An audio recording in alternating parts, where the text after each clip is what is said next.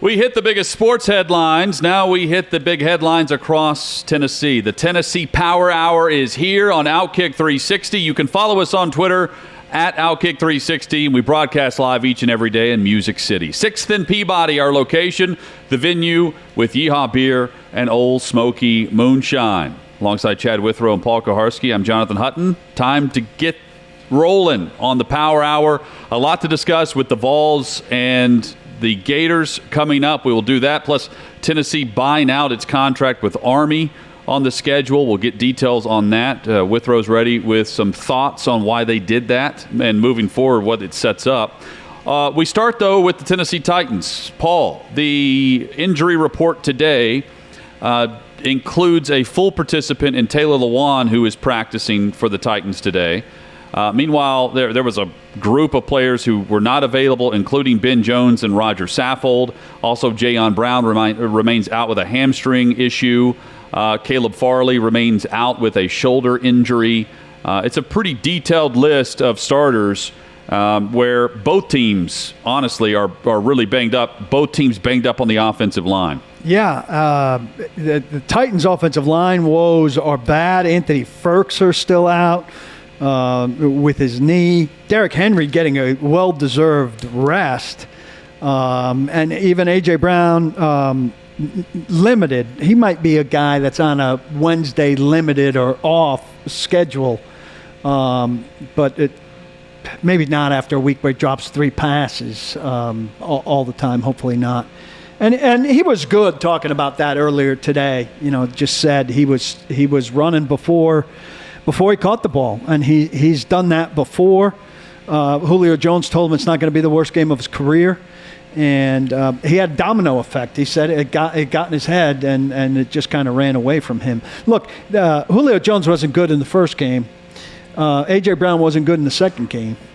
So it'd be very nice for the Titans if they were both good in the third game. Yeah. And that's just what they need. We haven't seen this pick your poison defensively thing yet for the Cardinals or for the Seahawks. Maybe we see it for the Colts, and that would be a wondrous thing for the Titans, particularly if the offensive line is still a patchwork bunch. Lewan on the practice field today and listed as a full participant in practice. That's among the big headlines because he wasn't able to play after injuring his knee in pregame warm-ups in Seattle. He's a go as we begin the practice week for Indianapolis.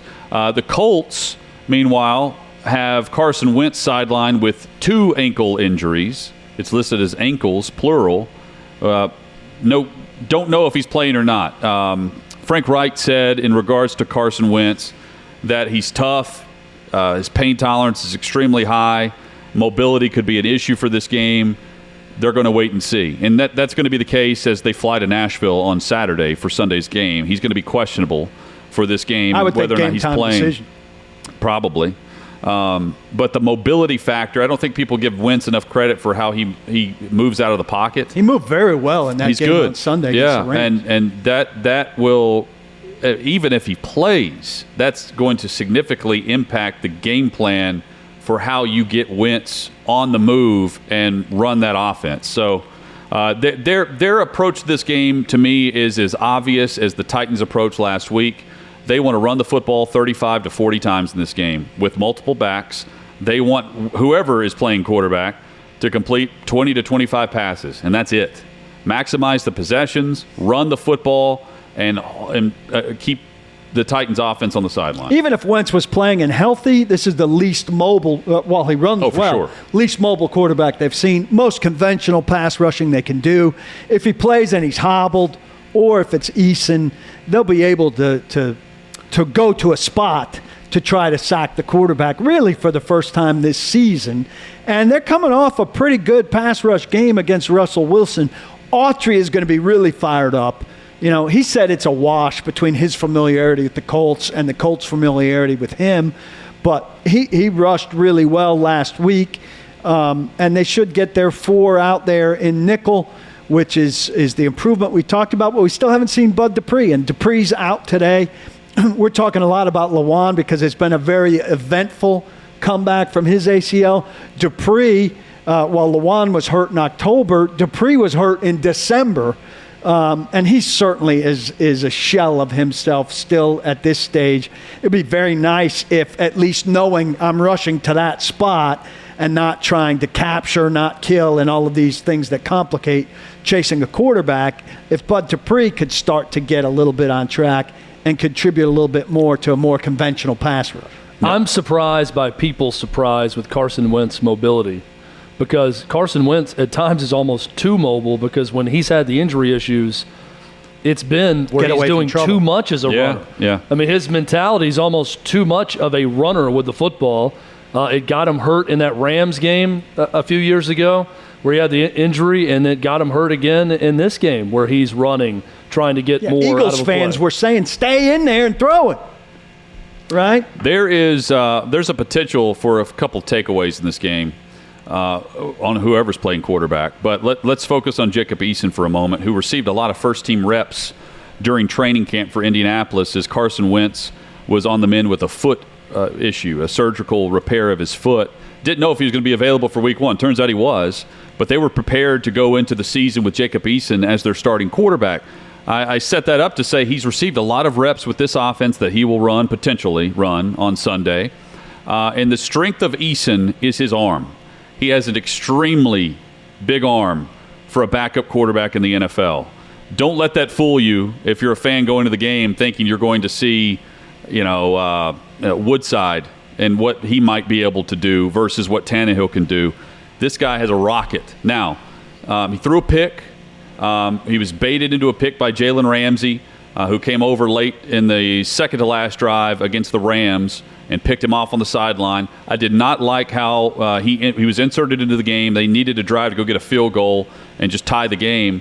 He was unable to do it. The first pass attempt on first down, they didn't try to run it. They came out with Eason and threw it. Far side boundary, difficult throw, past the numbers, far sideline, incomplete.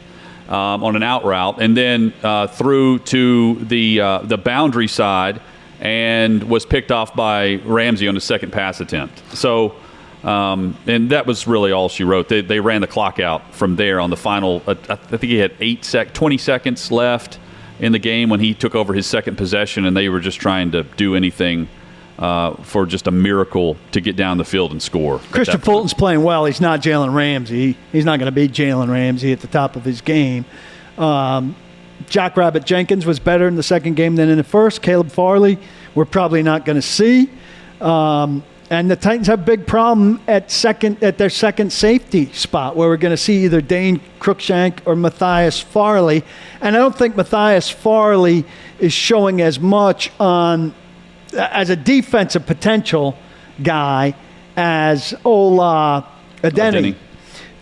We talked to Ola Adeni today, by the way, and we talked yesterday harshly about special teams. You guys will love this because he's had a good chance on defense to make an impact, and he's made some impact plays on defense, including what should have been the game-ending safety. And we were asking him about these chances on defense, and he said, I like those chances on defense, but I am focused on special teams. We need to be better as a kick return unit. We need to be better as a punt return unit. That's what I was brought here for. That's my primary focus. This other stuff is in addition to that, but I need to lead these special teams and be contagious in that way. That's my thing.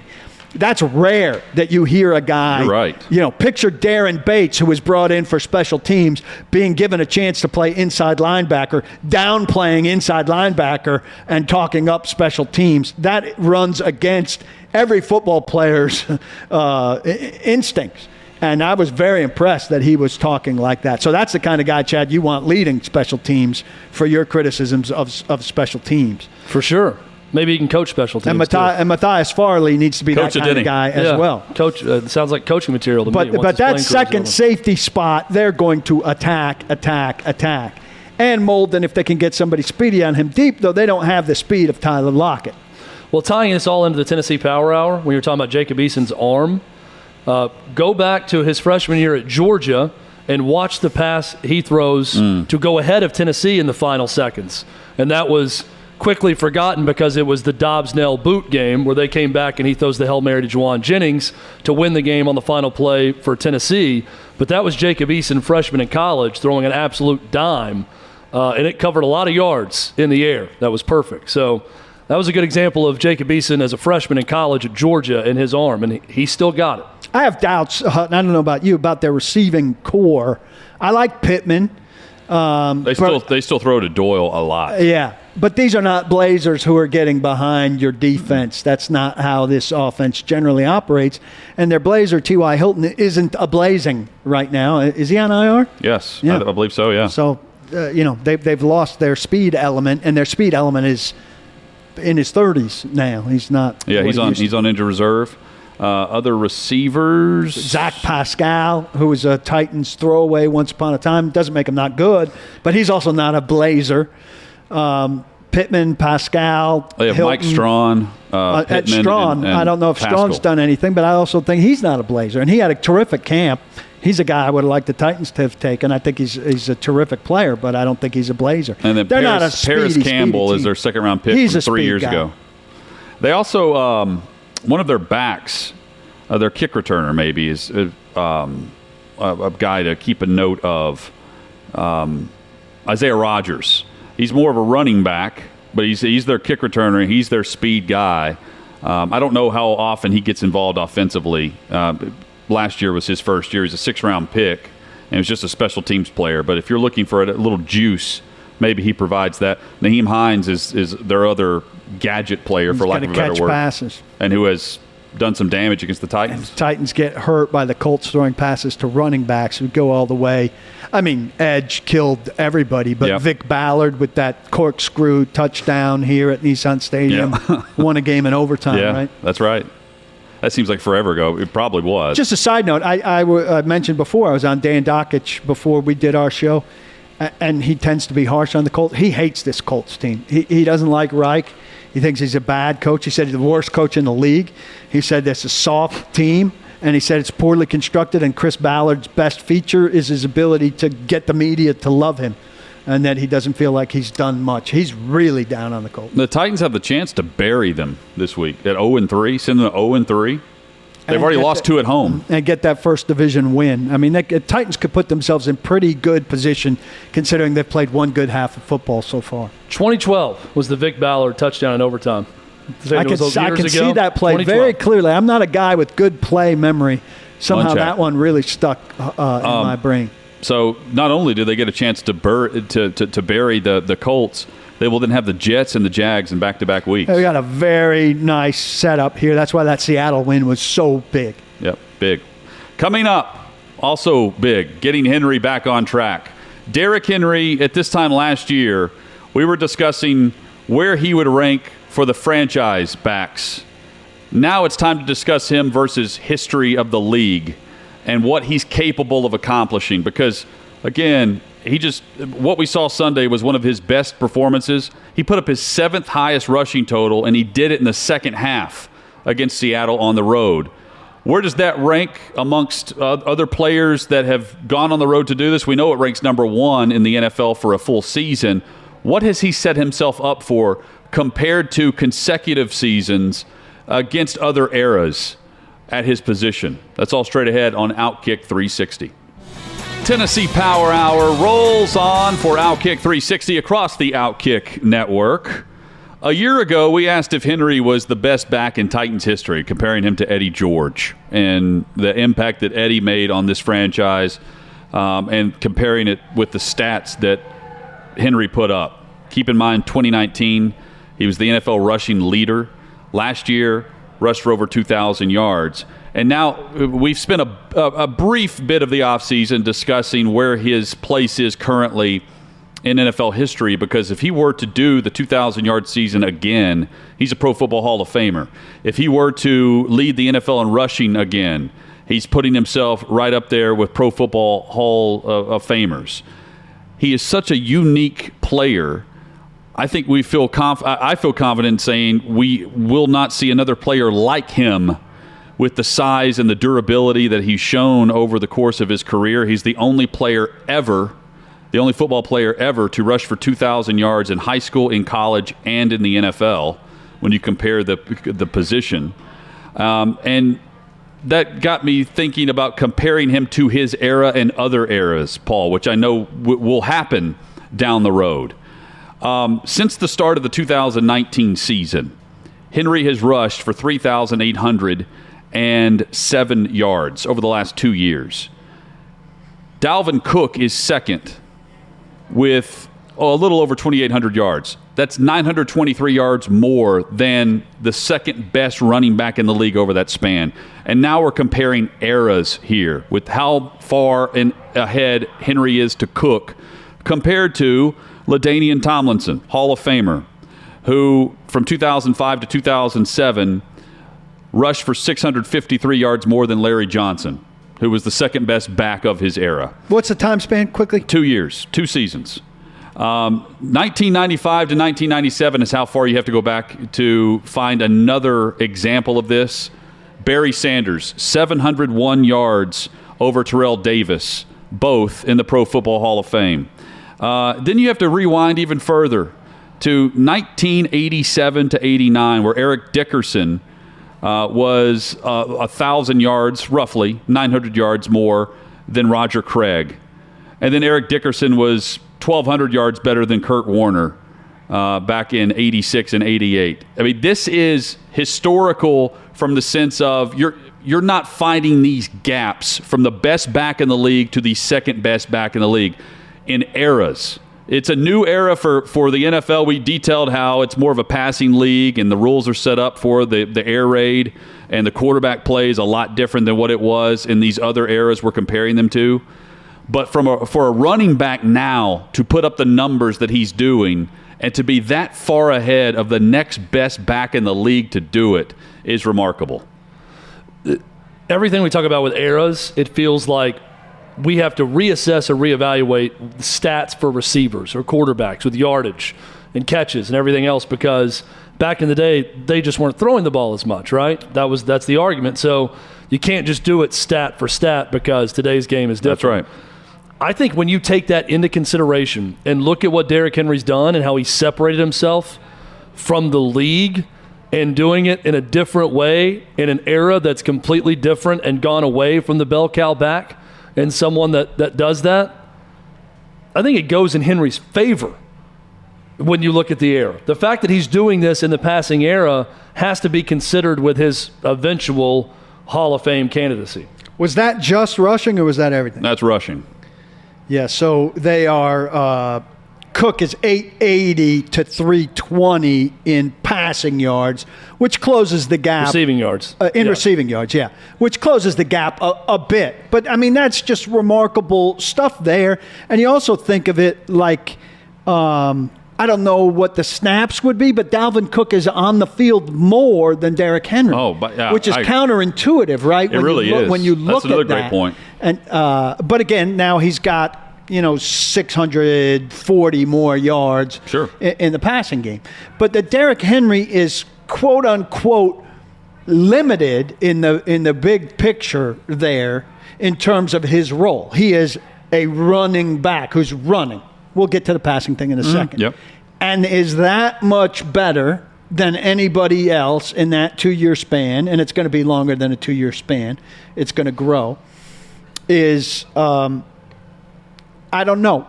Name other players who are that much better. The production statistics are harder, are that much better than the next best guy. Aaron Donald is that much better than the next best defensive tackle, I think we would probably say. But it's rare that the contact points are that far removed. I know people are going to immediately say, because they're desperate to defend Derrick Henry as a pass catcher, well, he caught 6 passes and did very well in this game. And he did. I'm not taking that away from him. But you can't insist that Derrick Henry is not a Dalvin Cook, Christian McCaffrey pass catcher. He's a guy that needs to face the quarterback and catch. He can catch a great screen. He can do damage to you in the passing game occasionally. But he's not a Dalvin Cook, Christian McCaffrey guy who you say, oh, third down, good, I can get this guy on the field. But I'd also argue that those guys aren't a Derrick Henry. Yeah, exactly. I mean, you can't just turn around and hand the ball to those guys over and over again and them consistently take over a game. And say eventually he's going to break a 60-yard touchdown run and not get caught. I mean, it's different. But over that same time frame, for the majority of the seasons when you look and compare, it's about 100 to 200 yards in a gap between the top back and the second best back over that time frame. Right. You can have a big gap in seasons because a guy may get dinged or whatever, but normally it kind of evens itself out. Some of the best backs in the history of the game leave a massive gap between them and number two. Like there's no question about it, and he's doing it. And the other thing is he's doing it on the road. Jacob also has a graphic prepared for us of the yardage on the road over the last 2 years, which is just remarkable. And we detailed this last week because that's what they do when they travel. They travel with their run game, and they travel with Derrick Henry, and they hand him the ball as much as possible. But over the years, I mean, guys, he's just crushing it with these yardage numbers whenever he's on the road against some of the better defenses that he's facing. Baltimore comes to mind. Seattle's defense is nothing that we would compare to some of the worst defenses in the league. If you go back to 2019, the Titans, they had lost consecutive road games to Carolina and Denver, and it was ugly fashion. They lost 16-0 to Denver, and then they lost 30-20 at Carolina, and that was right after Tannehill took over. And since that point on the road, he had 26 for 149 at Indy, 18 for 103 at Oakland, at Houston, 32 for 211. That started this whole run. That was 2019. 2020, well detailed there on the road. We did that last week. And then we saw what happened last week in Seattle, where he rushes again for a ton of yards on what was 35 yards at halftime, and he ended up putting the seventh best rushing total of his career. The guy's unstoppable, and it's an offense that you know exactly what you're getting, and the teams that are hosting the Titans can't stop it. Ken in the YouTube chat asked you a question, Paul. It says, Paul, what do you want Henry to catch? Everything in the route tree, posts, curls, outs? All he should be catching are checkdowns and screens. He needs to be on the field more on third down. That's what guys like McCaffrey and Cook do. I mean, they play receiver on top of playing running back. It should be unacceptable that Jeremy McNichols is on the field for the fourth down play at Seattle. Yeah. And there's a reason he's not on the field on third down. Don't put that on me. That's on Mike Vrabel and Todd Downing and Arthur Smith. And they're doing it because they don't consider him great at catching the football and at pass protection. What was the fourth down that they lost? 4th and 2? 4th and 3. 3. He's got to be on the field there so you're threatening run, and so that he's that they think he's reliable at picking up the blitz. You have to account and that for he him. could go out to catch a pass. Snap count, by the way, this must include playoffs, but Cook versus Henry 1294 in this 2 seasons. Dalvin Cook missed a season. No, but Cook in these 2 years that you're talking about, right? Yeah. That's what you're spreading. Yeah. Henry 1294, Cook 1273. So they're right there. The Titans must be running more plays in those 2 seasons than Minnesota, which hasn't been as good of a team.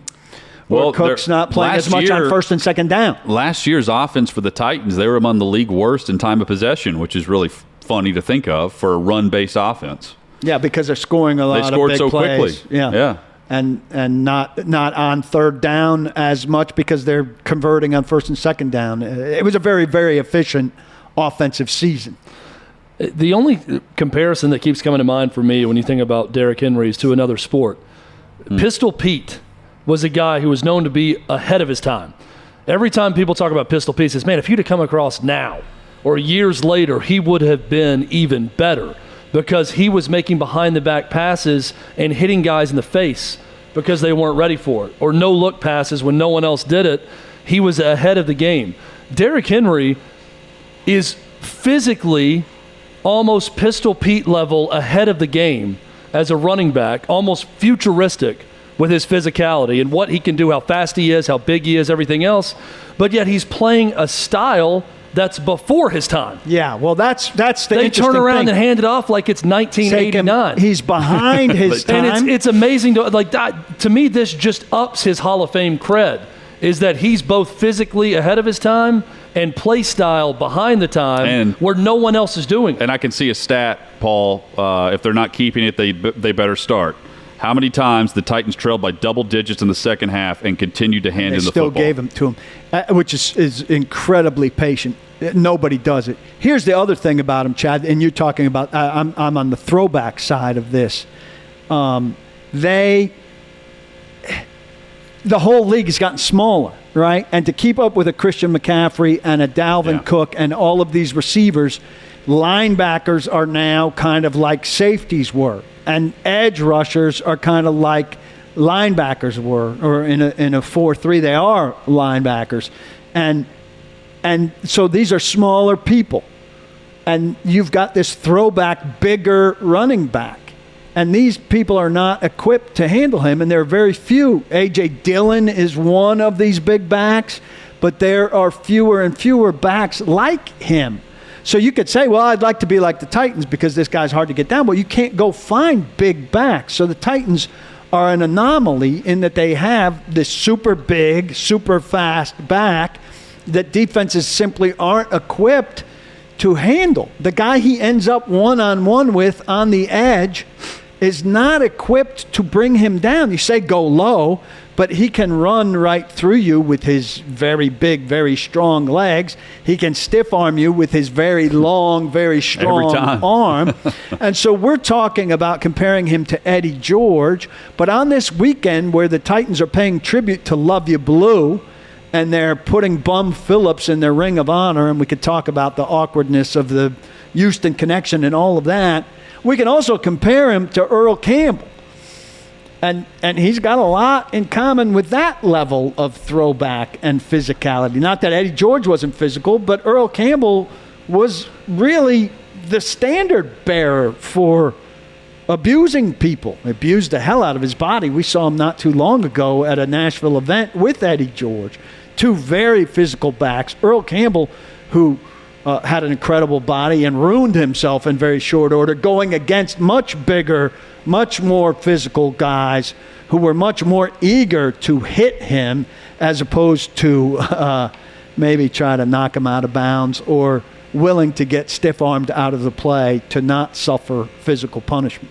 I'm sure we could go back and find offensive lines that were also dinged up the way the Titans were last year, but that's also speaks volumes to the history books of what will be said about Derrick Henry, is how banged up they were up front on the offensive line. They still rushed for 2,000 yards. I mean, the offensive line. Third-string left tackle, and you run for 2,000 yards. There was no third-string left tackle for Chris Johnson in Seattle whenever he got 2,000.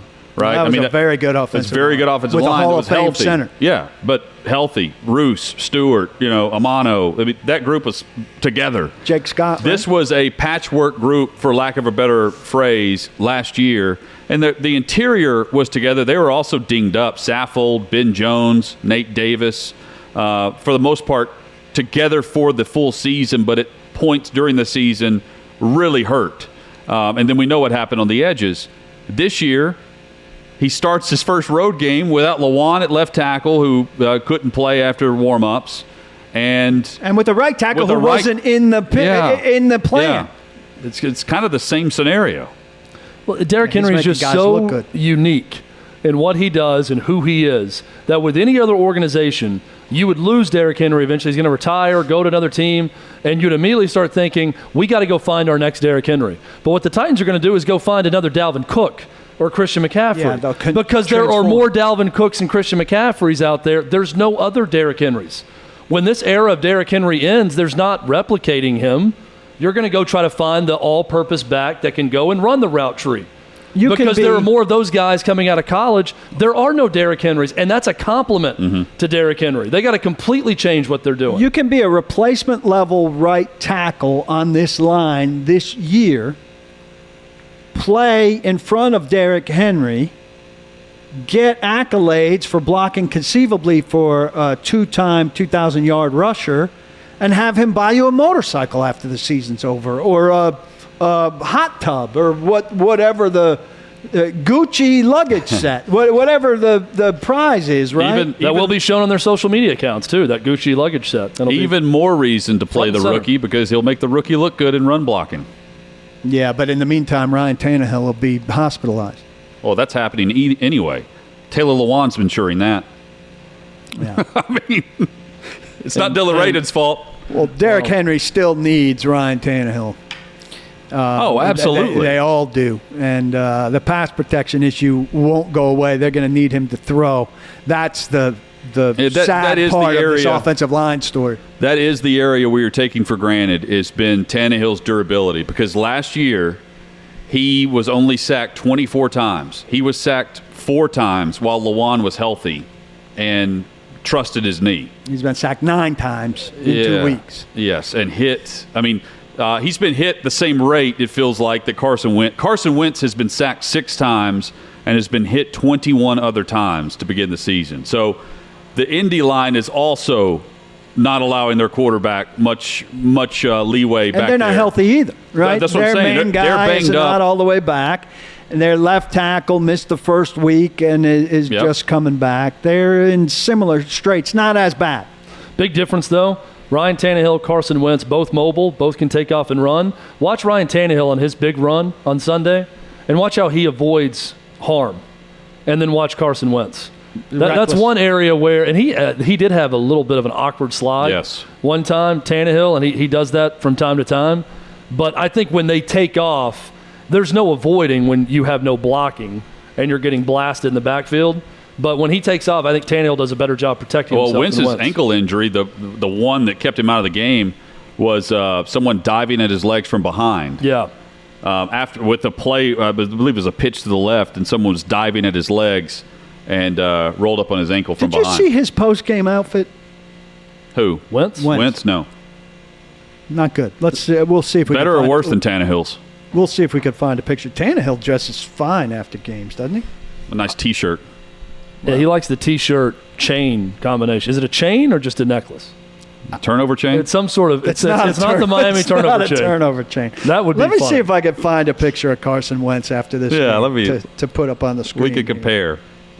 Tannehill's fine. I'm just Compare and contrast. comparing if you're going to say he was in a T-shirt or something or a hoodie. No, it was an odd color scheme. For Wentz? Yes. Was it a fall related color scheme? Was it very No, it was Autumn like a light? gray We know Paul knows jacket. fashion, Chad. You know, That's I'm true. a fashionista. He knows. All I of their got a Stitch lot Fix. of Met Gala here.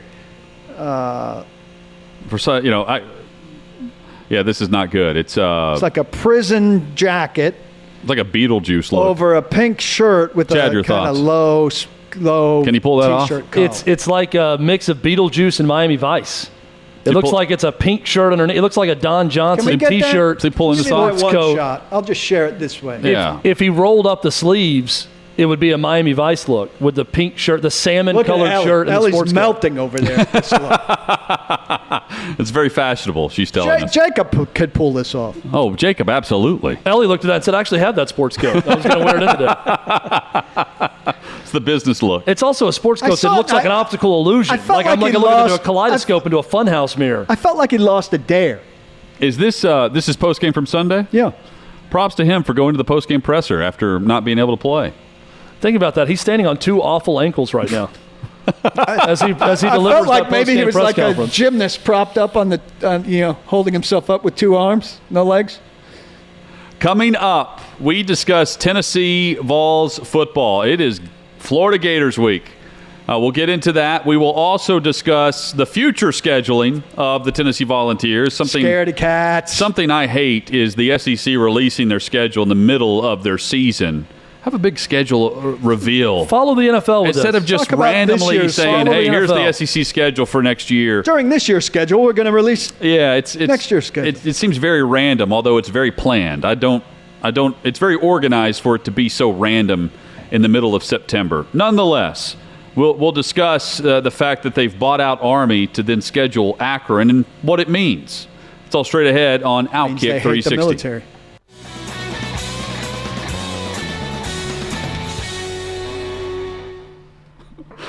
Paul just randomly sent me a text of a typo by one of the professional organizations, major pro leagues in the U.S. that's coming up momentarily here on Outkick 360. You know what? Let's go ahead and hit that. The Coming up in a moment, and we mean right now. Yeah, the Timberwolves, Paul, spelled their name Timber Wolves. Wolveless. in a press release and a The statement Wolflands are a hot up-and-coming on organization. parting ways with one of their, I guess, front office people. Is that what this is? I don't even know who it is. It doesn't matter. Yeah, and they TIMBERWOVLES.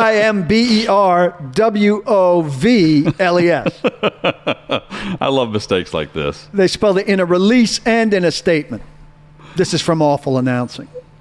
And also known as Awful Press Releases and Awful Statements. Isn't it awful that someone had to read a Timberwolves press release on September the 22nd? You comb over those long enough and you're going to find gold. Can you imagine the Timberwolves beat writer in Minneapolis and that comes across his email? Oh, there we go. Do you even see it? So I'm writing this story now. Do you even see it? You might I'm gloss sure. right Do over. they even have someone on the beat in September for Timberwolves basketball? Great question. Do they even have anyone to beat? If the general. Tybans sent out a release, I might read right over it. Speaking of misspellings, I've told the story last week of PFT commenter Yes. with the tweet making fun of Peyton Manning's forehead, and then Peyton making fun of him misspelling prescription and spelling it nobody prescription. clued Peyton and then, in on this. And then PFT commenter went on a rant on his podcast saying, well, I know how to spell HGH, which Peyton was taking throughout his career, and blamed it on his wife. They showed I don't know if you guys saw this, they showed another tweet from PFT commenter on Monday night's telecast. Why are they doing this? And they go to it, and he was talking about Eli Manning looks great, and he's aging in reverse, and he said, boy, Eli looks wonderful, and he spelled it with 2 L's. And Peyton immediately caught it. He said, this guy can't even spell wonderful. Is this the same guy? He said, why do we keep showing this? I think completely oblivious to who it was and whatever the story was. It was hilarious. Are these the only 2 tweets they've shown in the two games, and they've shown PFT commenter twice? They showed Cutler on a tweet that he sent. Yeah, It's almost like they're grooming. It's almost like they're grooming Barstool to come back on ESPN with showing those. Samantha tweets. Ponder's excited. Yeah. Wasn't she the one that had her interaction with them? She's the one that got that show canned in 10 seconds. Nixed quickly. One episode. Had one episode. Our short run of one episode is over. That's how long it lasted. That was a terrible. The whole thing played out terribly. Vols and Gators this week. Chad, you with me on the schedule release in September for the SEC? And make it an event. I mean, the SEC is the conference that could do that. Yeah, preseason for next year, or heck, do it during basketball season. As you're leading in on a Tuesday night to basketball games, just have a show. You know, it was a big event when they had the pandemic season. NFL last year when they unveiled starting in late September, the schedule was a big event on SEC Network. Everyone tuned in to watch. There are certain weeks you know your opponent, right? Although it's varied in recent years, but it's just such a I don't know. It's just odd to me that the NFL schedule is such an event, and the SEC, the top conference in the nation, just kind of throws it out there like, okay, everyone, here's next week's opponent, kickoff times, by the way, here's 2022. Here's the schedule for Auburn. It's like it's like they're waiting on a fax to come in for one team. Arkansas's got their schedule. Now we can release it just randomly whenever they get the last schedule in. Very weird. One scheduling tweak to Tennessee's 2022 season is Akron and Army. The Zips are on the schedule. I believe it's week 3 right before they play Florida. It is. That was initially going to be the Golden Knights of Army, correct? It was. So Tennessee has been trying to buy themselves out of this Army game ever since Philip Fulmer was AD. Dave Hart scheduled this game. Philip Fulmer didn't want it because Jeremy Pruitt didn't want it. And now clearly Josh Heupel doesn't want that game, and Danny White made it happen. Tennessee was set to pay Army $1.4 million to visit Knoxville. They got out of that contract. They're now paying Akron $1 million, not 1.4, but they're having to pay Army $500K to just not play. To get out of the contract, to break the contract, they're paying them. So it's a net loss of $100,000. Army should have kept asking for more. I'm sure they did. I mean, I'm sure there was a negotiation that went down where they eventually got to $500,000. Suck it up and play the game. You put it on your schedule. I don't know why they chose to schedule Army. Yeah, you don't want to prepare for that uncommon type of offense. I never would have scheduled it. We were talking about Monken being on with us at our old show, saying how hard it was to get games. Yep. So I feel like if you book them, Play them. It's not just another school. It's a military academy that has trouble getting games, and then you back out, and now they got to go find a game. I feel badly for Army. Well, they're doing so with $500,000 in their bank account That's fine, for an but athletic department. It's not all about the cash. It's about It's all the about game. the cash. I mean, they did well in this. I mean, look, Army They're scheduled a coming to game Knoxville years for ago. $1.4 million. They scheduled a game years ago with a different 82 athletic directors ago. Yeah. 3 athletic directors Three. ago. This was It's like Dave Hart. investing in a this stock. was pre-John The Curry. stock This game paid was off for scheduled. $500,000. And then years later, they're going to make $500,000 to not that play the play. game. And every AD after Dave Hart wanted to get out of this game. If I were an SEC school or a Big Ten school, I would never play Army or Navy. And there's also no other way to say that it's not chicken bleep to back out of it, because you don't want to play them because you don't want to lose. And you don't want to lose guys to guys, cutting you Don't in the game lose. because of blocks. I mean, that's why you Don't get out of the lose game. by being significantly better than them and playing as such. The problem, though, with Army is, and this is why they play this system, everyone they play is significantly more talented than they are. I understand. And they win a bunch of games every year Clip their because legs of their and knees system. and run the because of football. their discipline. When is this for 2022? It's next year. Next year. Next year's By Tennessee the time schedule. we get to Army, we'll be so much better than them that there's no way we'll lose that game. That's what I want to hear. Again, I don't care if I'm Well, at the that's what they're top saying of about my Akron. program. I would not play Army. Yeah. That clearly the message to the Akron Zips is you're really bad, and we are You welcoming play you a in for $1 system million. that's more And you're conducive to not what worth we're near as prepared much. for. And you're not worth near as much as Army. I mean, it's setting up. And Tennessee's You'll 2-1. allow us to rush the passer. God, if they lose to the Zips after all of this, Oh, that's the one that's everyone's going to have fun with. Yeah. If that, or they're even in a close game in Who the do they fourth open quarter. with? I'm next coming year. to that game and I'm holding up beat Army signs. Who do they open with next year? Ball State at Pitt. They return the trip with Pitt at Heinz Field, and then Akron. So it's set up to probably be 2-1 again, like they are this year. Yeah. And then they're going to play Florida at home after that. Florida at home. You're Florida already on the road this chalking up week the at the loss to Swamp. Pitt. Off the following week, then they go to LSU. Their West opponents are LSU and Bama next year at LSU, and then they get Bama at home. And then it's a weird October 22nd, they play UT Martin next year. Usually that's that November random Yeah, the non-conference homecoming game. game. Yeah. Does But this year it's October 22nd. Does UT Martin wear those cool helmets that I like with the goggles? They have the Skyhawk, yes. I love those helmets. With the goggles. The goggles. You love the Barnstormers? Was that coach we tried to set you up with the UT Martin when you were single? Was she? What if she's like we the tried head to coach draw. now? We tried Was to it Martin get an school and we don't assistant know coach. it? We tried to get an assistant coach to come off the bus so that Hutton didn't could want get it. her number before he met Claire. But she was wanted no she part. was a little shy. I think she was with Martin. She was with Martin. Yeah. I remember that. Our powers weren't that good, Chad. I think Chad found out that she was dating the coach of another team or something. Never mind that. We could break that up. I wouldn't have cared. That wouldn't have stopped me from Did she getting have a on the ring on show. her finger? My I- dad would have said. Did she have a ring on her Probably a finger? championship ring. She probably looked over at me at the OVC tournament at Municipal Auditorium. And said, who's that scrub loser over the corner hosting She the was radio probably show? wearing Look her at that boyfriend's lousy setup championship they ring. got over there. Yeah. Look at that lousy setup. Their table skirt looks so bad. Yeah. Someone like, yeah, that's- signed their name on the table skirt. Ma'am, that's a nice ring you have there. Oh, that's my boyfriend's. He won a national championship in basketball. Please don't speak to me again. They've got guys coloring on their table skirt. Excuse me, coach, you come off the bus? Nope. No, I've got to get back Nope. to Martin. Yeah. Yeah. That's what she said. I'm in a big she hurry. was so disinterested that she looked back at us and said, guys, I've got to hurry back to Martin. That's how much she wanted But out you of that won. You're situation. playing tomorrow. Yeah, I know. I'm going to Martin tonight to get away from this. Yes. We are back at it tomorrow. We're not leaving. We're not leaving Nashville. Back at it tomorrow from 6th and Peabody. Headlines tomorrow will include Armando Salguero's top NFL discussion. Hope you'll join us for Outkick 360. Even if you're in Martin, I urge you, don't block the box if there are any boxes there, and don't lock the lock, and do lock the locks. There are none. Hey, it's Jonathan Hutton. Thanks for listening to Outkick 360. Be sure to subscribe to the show to have the latest podcast delivered to you each and every day.